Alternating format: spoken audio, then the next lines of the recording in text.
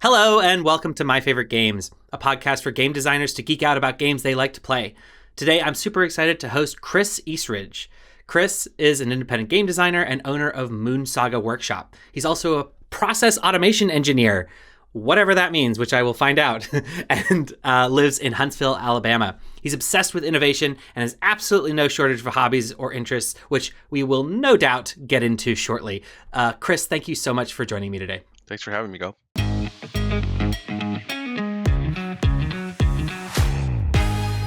So, before we dig into the game that you've brought to the figurative desert island, I know kind of briefly teased about that title of yours, a process automation engineer. How do you go from that and maybe background in the military to trying to produce a game on the side? I guess process automation engineer is kind of so I work at a steel mill, and there's all of these different processes that are always being optimized. So basically, what we do is we automate it to try to make it safer, get people out of the way of moving pieces and stuff that can be dangerous.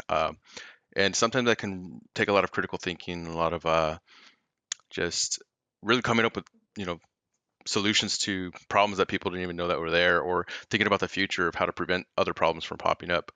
So kind of always spinning that wheel, trying to come up with new ideas is very synonymous with creating games. I'm always creating something new, and that just kind of feels like it's my personality. So I just stick to stuff like that.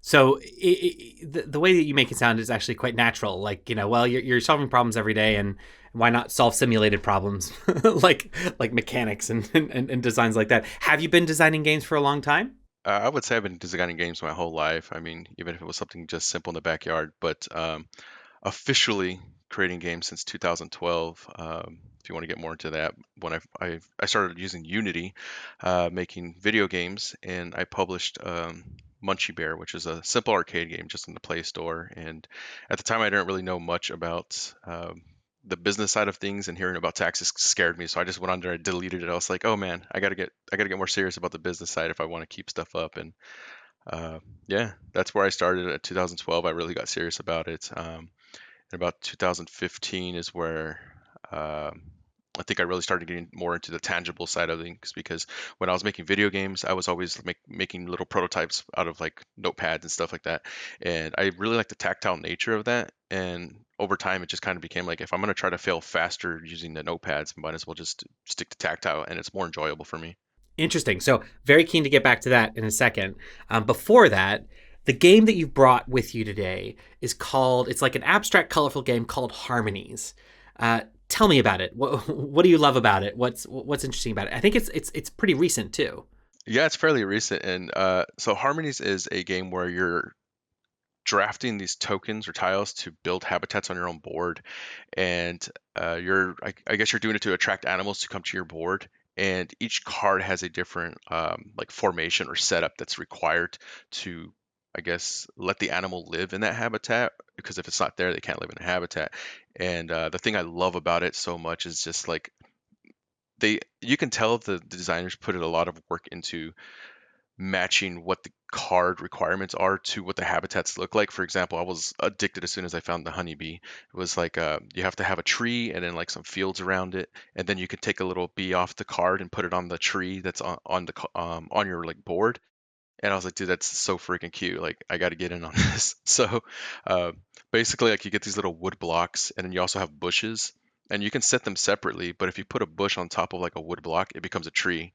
So it's like it starts to really like kind of like scale out into like different ways. And you have like, for instance, like the fish. If you have like 3 stacks of stones and you put a water next to it, you can score by putting a fish on the water. So it's like it kind of like emulates nature, like how it actually looks. And I just really love the way that you can just scale out the game too. You can make up any creature you want. You can be like, I want to put a dragon in here. I'm going to put I don't know, chimera or something. And just, you can do it. It's just so cool.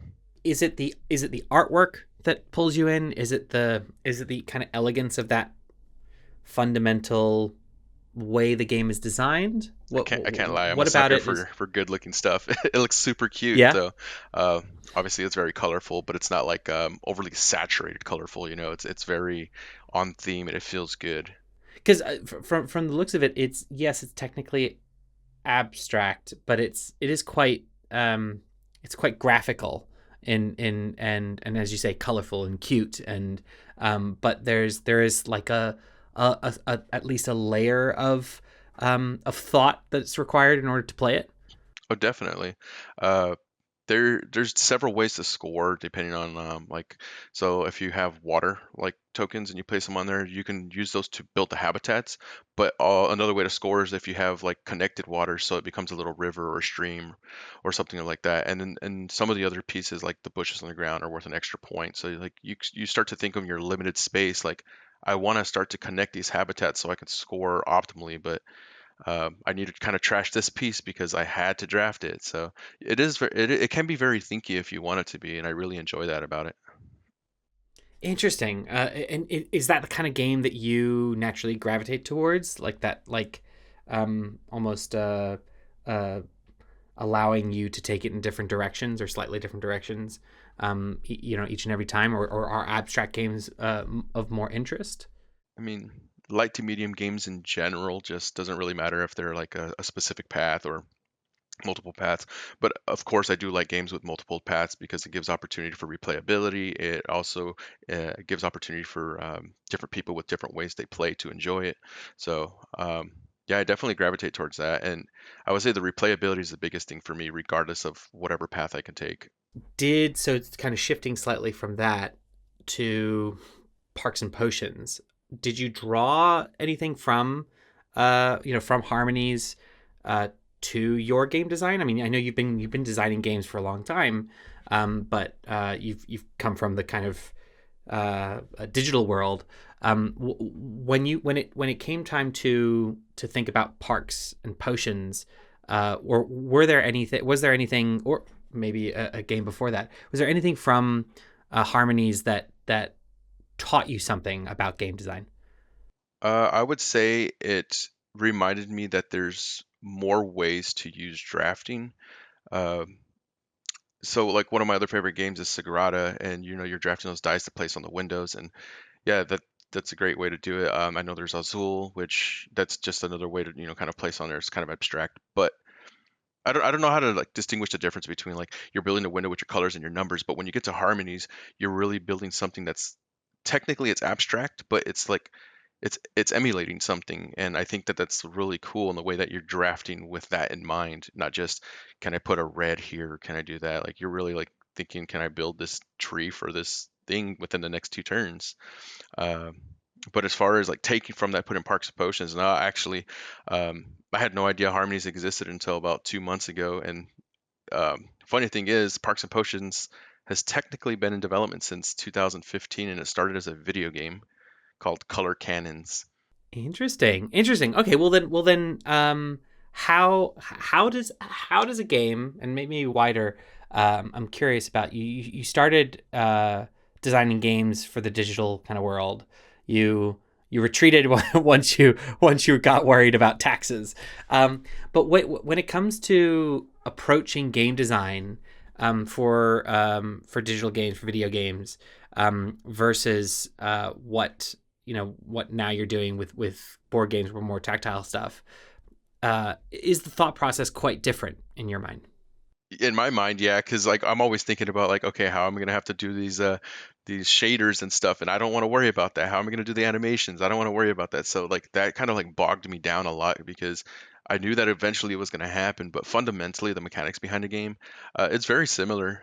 You just think I want to do point A to point B. How do I do that? And then in between there, you just start to get the point A, point one, point A, point two, like, and then you start building it out and trying to fine tune the mechanics. So essentially, it's about the same, uh, but it feels much more enjoyable to just write stuff on a scrap piece of paper, play it real quick, than to spend a whole day or a week coding something to simulate something that you might not ever use. And I love programming, but I'm not trying to program. I'm trying to make a game, you know? Do you find though that the level of I've spoken with a few game designers who also work in video games as well, and there is this common theme that some of them highlight where, because you're limited in the raw number of mechanics that you're able to make use of in tactile gaming, otherwise it gets a bit too complicated for the the engine that you're designing for, to process it. That kind of constraints that gives you some interesting constraints that you can then play with and make use of in interesting ways. Do you find that tension there in terms of, like, if you're designing on Unity, you can do a heck of a lot of stuff, building on that. Whereas someone described it as, the engine that you're designing for on board games is just the one between your ears, and that's just a different thought process, and something that you have to kind of keep in mind when you're creating or thinking about how these mechanics are interacting with each other. One thing that jumps to my mind is any game that you would hear feedback on, it's too fiddly. I've noticed that when I'm designing games on Unity, and I try to like say maybe I can do that on a board game, it becomes very fiddly. To give you an example, I was working on this. You can, if you ever played that little slide IO game, or you just kind of like move the block and try to get into a goal kind of deal. Uh, I tried to create something similar to that, where like you're kind of like fighting other monsters, where you like slide into blocks, kind of a what's the name, Chick a Pig kind of movement, if you've ever seen that. Um, and it was way more complex than Chick a Pig. You weren't just moving one little single thing. You had things that you had to like time and be like, all right, if you move to this block, you have to move these things because they activated the switch, and that got really fiddly, so it didn't really translate. So having that kind of constraint on being able to build it in a board game made it, I wouldn't say impossible, but it made it very challenging to come up with something that was intuitive enough, and also you're not just setting up the game the whole time you're playing the game. Interesting. And so how did the game go from, did you say colorful cannons? Color cannons, yeah. Color cannons. How did it go from color cannons? How did it start off as color cannons and turn into parks and potions? So Color Cannons was a game that I just mentioned, the sliding game. So what I was thinking was, well, what if I can like make it more puzzly, where I have like color like little dots, and then you had to slide them into each other to like maybe combine the colors and get them into certain goals. And that was it felt like a little too much 2D, and I was like, I want to add some depth to it. So I started thinking, okay, angle your cannons and do these things, and then launch your cannons and let them like splash into each other, and kind of add a little bit more physics to it. And then, as most game design goes with video games, it gets dropped because it's too much work. And I was like, no, I'm gonna do this more tactile. And I had this little prototype from when it was a sliding thing. I was like, all right, I'm gonna turn this into a game. So it went from that to a game called Painters Inc., where you're a bunch of painters trying to paint the houses in different neighborhoods. And that's where Parks and Potions ultimately came from.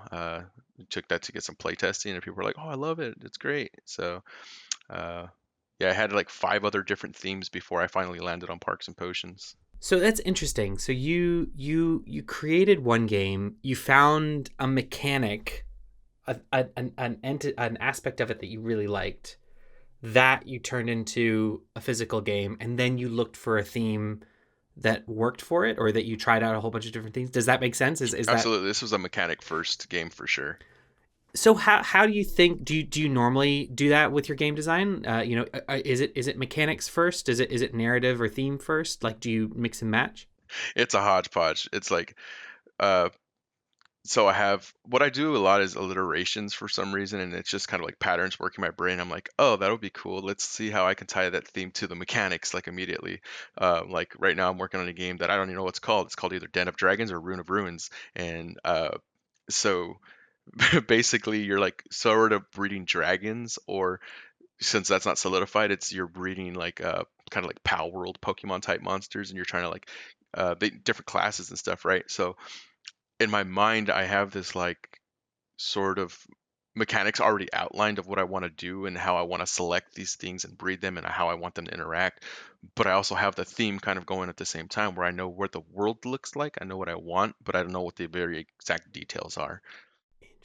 Interesting. So you find that mechanics by themselves can actually be enough motivation for you to kind of flesh out rules to a certain point, or like or dynamics maybe to a certain point before you start looking for a theme, or at what stage do themes become important, where you hit a wall and you say, you know what, I need to figure out a theme so that I can sort out the rest of the game. From experience, I would say when you have the game mechanics out about 75% done, you need to really start thinking about the theme, because I don't believe that you can just have 100% mechanics game and just slap a theme on there, because that doesn't really feel good. And what you what I've experienced is, like, when you get to about the 75% point, you start building the connections between the theme and the mechanics, and it just starts to make it feel more natural, because otherwise you're just polishing on bits and trying to come up with stories that don't fit. They just don't feel good. So then, specifically with Parks and Potions, what is then the story? So it starts off with cannons, then it turns to painters. Now it's potions. What's the how would you describe Parks and Potions to someone? So Parks and Potions, you're all park rangers. They're using botanical alchemy to heal wildlife, and kind of the mindset about it is like, you park rangers, you go out into the wilderness, and if you're out in the wilderness, you learn how to use wilderness and respect nature, and kind of botanical alchemy just kind of fit perfectly, because if you're out there and you can pick a flower and you can make a quick medicine or something like that to heal these animals, then it's that it kind of fit.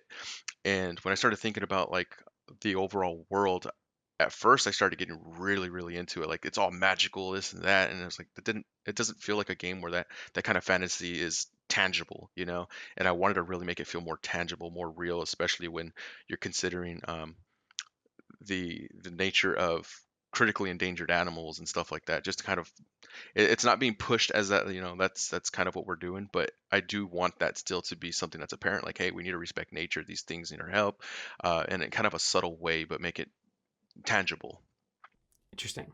And so your goal is to save these animals but still with botanical alchemy. Yep. That, if you weren't so hell bent on alliteration, would have been a great name for a game. How many players does it have? What's the complexity like? How would you kind of describe the look and feel of it? Gotcha. It plays 1 to 5 players. It has 4 different game modes. It has the solo mode. It has the base game mode, where it's kind of a simultaneous action. There's a competitive drafting mode, which plays more like Sagrada, where you can draft. These are just the specific flowers we found. We each take what we can, and then there's a cooperative mode where the points are ignored, and you get to kind of work together. And instead of being able to heal everything at once, you have to select your biomes that you go to, and you kind of have to work together on, hey, if you go to this biome and I go to this one, we won't be able to trade potions and stuff. So just keep in mind, we got to heal these things before they come critical. So the complexity scales depending on which mode you're playing. But in general, it's still a very light game. I would say if we're using BGG numbers here, it's no more than a 2. If anything, it's a 2 just across the board. Interesting. Okay, cool. So it sounds like it's relatively straightforward, but that doesn't necessarily mean it can't be quite complex, if that makes sense. Yeah, it definitely has a lot of And decision strategic. space. Yeah, But that's I really wanted cool. to mention something from one of your previous questions on Yeah. how the theme and mechanics and stuff came first. And I think Parks and Potions is a really good example in here is the extracts component to it. Before extracts were a thing, there were, like I told you, it was Painter's Ink. There was these things called upsells, which were basically attached to your cards that you could do, and they'd earn you more points at the end of the game. But you didn't have to do them; they were just optional. And it just kind of felt like the game flow didn't really work well with it. And I was looking for another mechanic that just kind of like tied it together. And I was like, okay, experiments. Let's work on it, like something that's not just animals, but it's something on the side. And I was like, well, the upsells were just kind of getting thrown to the side if they didn't want to do it. So let's just give them something for completing this thing, and let's tie it together with this other thing. And the experiments being, hey, if you get the extract, you could bottle your extracts and you can make potions, or you can save them to do experiments at the end. And that just kind of like, at that point, it really shifted the whole optional thing to like, hey, we're just going to give you a reward, do something with it. So that theme mechanic kind of like tie that really came to life towards the end there. And you wouldn't have been able to develop then that mechanic without having settled on the theme. It goes back to your kind of previous point of if you're just developing one giant math problem in a mechanic and start searching for a theme, you might end up feeling a little bit dejected because it won't fit quite right. Mm-hmm. You're a man of many interests. you don't just try and improve processes and stuff in your steel mill, but you're interested in falconry. Did I read that right? Yep. I'm a licensed falconer. Yeah. You're a licensed falconer. So first off, why didn't you lead with that? And second off, how do you get into this stuff? You were in the Air Force. You have multiple degrees. You're into falconry. You design games, both video and tabletop. What's the commonality here? Like, is it just insatiable curiosity, or do you does a specific thing drive you in terms of where you seek, whether it's inspiration or interest, in the world around you? Simple answer, ADHD probably. I just sort of do way too much stuff, but really, I'm just very curious, and I really enjoy doing things and learning things. It's at like a fundamental nature, I guess. Um, you mentioned falconry. To me, it didn't start as falconry. It started as me being really into primitive arts and survival. I wanted to learn bushcraft. I wanted to learn like how do I just go out into the woods and start a fire and build a little hut, and how do I get my own food, make traps, hunt and stuff. And I stumbled upon like literally I was just looking how to one of my buddies was like, "Hey, how do you catch a snake?" I was like, "I don't know. Let's look up a snake trap." And I found this trap, and it was a trap that was for falconry. I was like, "Falconry? Like, what is that?" So I just reached out to somebody, and like, I don't know. It took many years to become a falconer, but eventually I became a falconer, and I was, out there in the woods hunting with a red-tailed hawk and catching squirrels and mice and stuff. So, um, I guess that didn't just come from nowhere, right? I mean, from preparing to go on the show alone to, I don't know if you watched that show. I would win it absolutely. Unless a bear attacked me, I'm winning that. That's what I feel like everybody says who goes on it. Yeah, there's always super confident. there's always like one or two of those characters who come in super confident and they end up like breaking a leg or going off early because they can't find any berries. Or the sock guy that got all mold on his socks.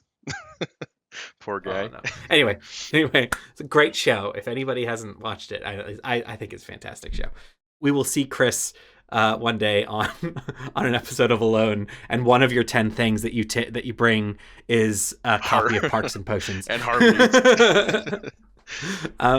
So with all of these kind of varied interests and ADHD and everything about what it is that you do you think that how does that impact the way you think about game design, or the either challenges or legs up that you might have when thinking about game design? I think in general, it's just coming up with new ideas, and in game design, it's nothing but new ideas. I really like challenging myself to make something work sometimes, and if maybe for like example, mountain goats, I see that game and I look at it, I look at the simplicity of rolling the dice. I'm like, how could I apply that somewhere else? How can I do something, and how can I change it enough that it doesn't feel like I'm just straight ripping it off, but it makes it into something that's still pretty awesome. And I do those challenges pretty often because, there's nothing completely original anymore. It's just a mix of what you can make. And that mixture is what's original. It's a cocktail that somebody enjoys. Uh, but I think it's just the nature of just trying new things. That's really what ties together my entire personality. I think it's just fun. I think it's interesting also the people that I speak with who at least identify as neurodivergent or with ADHD,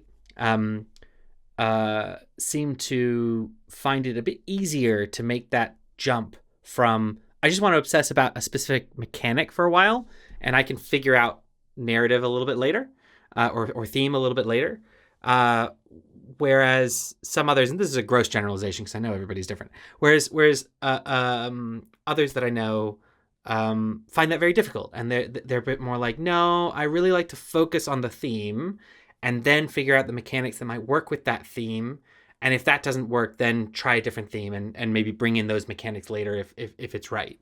So I don't know if you find if you find it um, like if you find that that's true or not, but the ADHD aspect of being able to jump from subject to subject to subject and kind of spiral your way into progress, around a particular multifaceted issue.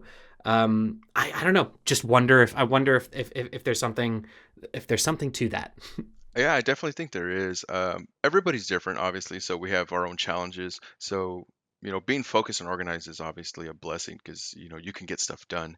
But, you know, being ADHD and jumping around and everything, I think that that's also, a challenge because you can't really focus, but you have tons of different ideas and opportunities that you present to yourself.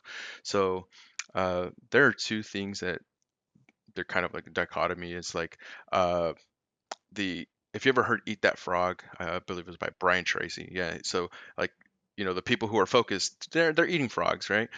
The ADHD people, they're not eating frogs. And then you got done is better than perfect. Well, you know, ADHD people can get so many little things done, but that focusing on that long stretch, like Parks and Potions, right? Like I could tell you, I literally have like 80 other game ideas right now that I'm like, which one do I focus on? So yeah, we all have our challenges, and learning to kind of work within your own constraints and understanding yourself really helps a lot. Are there specific things that you've learned about yourself that have changed the way in which you approach work, whether it's game design or anything else, that allows you to work with the ADHD versus against it, Yeah, write it down. Like that's probably my biggest issue. Since I have so many ideas, I'll be like, I'll get to that in a minute, or I'll get to that later. Writing it down helps. Making lists helps. If I have a game idea, mechanic idea, I literally have like my notes app right there on my quick launch. Like, click it, let's go. Like, speak into it, tell me everything on my brain dump. So I think that's what I discovered about myself is that like when I do that, I can be more successful because I remember that I did that. Uh, and I know there's stuff in there that I'll probably never look at again, but there's a lot of stuff that I can go back and look at. So, in terms of just shifting back to the business of board games, you're producing Parks and Potions, it's out on Kickstarter. Talk to me through the decision process with how you chose to bring it to market. Like, why? So, you're launching on a Kickstarter. What was the decision process like with that? Did you think about publishers at all? Did you think about alternate routes? Yeah. What was your thought process?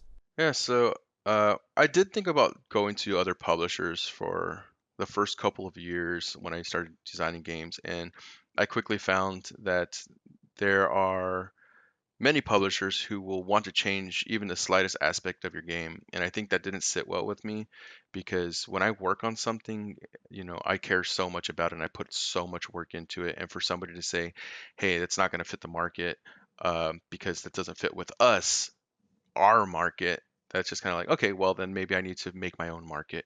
And eventually I just started thinking, like, well, I also don't want to work for anybody ever again in my entire life. So doing games, I know it's not going to give me that grand life, but I do have some bigger plans beyond just publishing games that has to do with the gaming industry. So I'm hoping by learning everything about the game industry from doing my own marketing, my own publishing, even my own prototype manufacturing. Like I have a gigantic die cut machine back here that's just for creating my own prototypes. So like I'm about to buy a laser cutter and learn how to use the programs to do that stuff. So um, yeah, I have some really big goals. So the decision to self-publish and do all my own marketing, I did hire like Launchbeam to help out with that because they're a huge resource for helping me understand the market and how to approach it and everything. And I just think ultimately that's the decision. I don't want to work for anybody else ever again, other than my customers, of course. But Yeah, of course, of course. And so, what's the experience been like so far in terms of like Kickstarter? Are there things that you've either learned? Are there already mistakes that you've made that you've learned from, or are you watching others? Have you made conscious decisions that you or have you made decisions consciously because of a strategic objective, or are you mostly just trying to feel it all out? Marketing is definitely one of the things that a lot of people don't give enough credit to, especially in the earlier development days. People think if I build it, they'll come. And yeah, you may have something amazing, but nobody's going to know that it's amazing. So unfortunately, it's kind of, from my experience now, is you gotta spend money to make money, or you gotta spend money to get your game known, even if you break even on it or something, because nobody's gonna know about this. I've been going to conventions, and even the people there, will play maybe like 50 different people throughout a weekend, and they'll they'll uh, they'll forget about it like within 2 days. And when you're pushing stuff on like Facebook right now, we're running ads on it, and I'm starting to get engagement with people who are really involved. They'll be sending me emails. They'll be asking me, like someone recently just asked me for house rules to how their set or their 8-year-old can play the evil character in this game. I'm like, that's not in the spirit of the game, but hey, like here's some house rules. So those people are harder to reach if you're not spending money to reach them. So I would say that's probably one of the most overlooked things. Interesting. Interesting. And so in terms of, so obviously your focus is on Parks and Potions at the moment.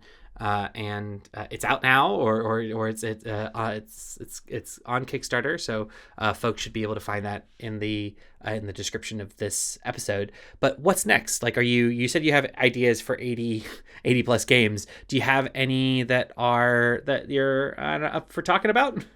I would say Runes of Ruins is probably going to be the closest to my next game that I'll probably Or Dens push. of Dragons? You're not sure. Yeah, it's gonna be one of those. Den of Dragons, Rune of Ruins. They're the same game, just don't know the name yet. Okay, I Uh, know. Yeah. um, that would probably be my next game that I design. But I am reaching out to some other designers who have some games that are kind of in the market of what I'm looking for my brand, and just longevity of it. So those have to do with some animals slightly. I really like nature games, obviously. How do you think about that when reaching out to other designers? So you are, you have a couple of decisions. You can either, stay as an independent designer. You can try and design your game and just and release it, or get enough awareness, about it so that you can negotiate better terms with publishers. Some people do that. Whereas others that I've talked to are quite keen on not only producing their own games, but producing other people's games and publishing other people's games. What's the difference in the mentality there? Like, what made you say, what, actually, I don't only want to create my own games. I want to reach out to other designers, and how does that go? Like, what's that dynamic like? So designing my own games and wanting to publish my own games, that's pretty much obvious, right? But that doesn't mean that every game that I design is meant for the market that I'm designing it for or for my brand. So what I'm doing now is trying to build my credibility not only as a designer, but as a publisher or somebody who can choose things in a market and say, hey, I think this will be good for your market, and I can back it up with some kind of metrics. Um, Maybe one day I might want to work with somebody like AEG or something, and be like, hey, this fits more of your market, not my market. So hey, I designed this game. Are you interested in it? And they won't just be like, hey, I'm not answering that email. They might open it. So that's kind of the hopes of, as a designer, I build that credibility for them to open my emails. But then to publish other people's games, it's kind of the same deal. As a business, I want to stay alive, and I want to keep the brand alive and say, hey, Moonsaga Workshop, they push high quality games with high replayability, because uh, that's what I want people to do. I don't want them to just buy the game and not play it, because what is the average time a person plays a game is one time ever, and I want to break that. I want my games to have a higher degree of getting on the table. And that's example why Parks and Potions has so many different game modes, because hey, I want to play the game. I don't feel like playing that family game, but it has cooperative. Oh, I love cooperative games. So um, finding other games on the market that have that, or finding other designers who are building for that. That's exactly why I want to push it. And especially, I can't make everything myself. I'm not the best, but there are other great people out there. And when you were reaching out to designers, like how are you finding them from your publishing hat on? Like what are you looking for if someone's out there thinking, oh, I like this what this guy's saying? What do you look for aside from high replayability as you were saying, multifaceted in terms of potential rule types? Where do you go to find designers to engage with, seeing as you're still, an independent and you're producing your own games? Right now, it's honestly just being part of the community, talking to people, meeting other designers. Like Proto ATL, I met a couple people there who one of them had a game that I was really interested in, so I just reached out to him. I was like, "Hey, I'm interested in your game. I don't really have much of a name for myself right now, but I'm thinking for my next game, your game would work perfectly." And he was super happy to hear from me. He has other publishers lined up for like Gen Con and stuff, so I mean, I might look at meeting him for that. But in general, just being part of the community because people are going to talk, people are going to say this stuff, and for what I'm looking for specifically, like I mentioned earlier, I don't want to change. I don't want publishers to change my stuff around because it doesn't fit. So what I'm looking for is people who are passionate about their stuff that have thought about their things, and if it just so happens that they've built their mechanics and themes in the right way that fits with my image or my vision, then I'm going to reach out and say, hey, we can do little touch ups and polishing on it, but we're not going to change your stuff unless it really needs to. But the number one thing is it has to feel at least mostly intuitive, and the rules and gameplay have to flow pretty well. Like I don't want to have to ask questions every bit of the way. Yeah, makes sense. Makes sense. Which goes back to your like light, medium to light, but ability for large worlds to be produced as a result, which kind of makes sense. Cool, great.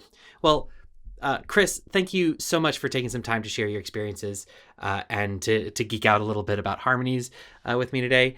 If anybody would like to find out more about Moonsaga Workshop, you can find them on Instagram, Facebook, and Twitter with the handle MoonsagaWS, or by going to moonsagaws.com. Parks and Potions is live now on Kickstarter, which you can find a link for in the description, along with a link to join their Discord. Chris, thank you again for joining me and spending the time. Thank you very much, Gelb. I appreciate you having me.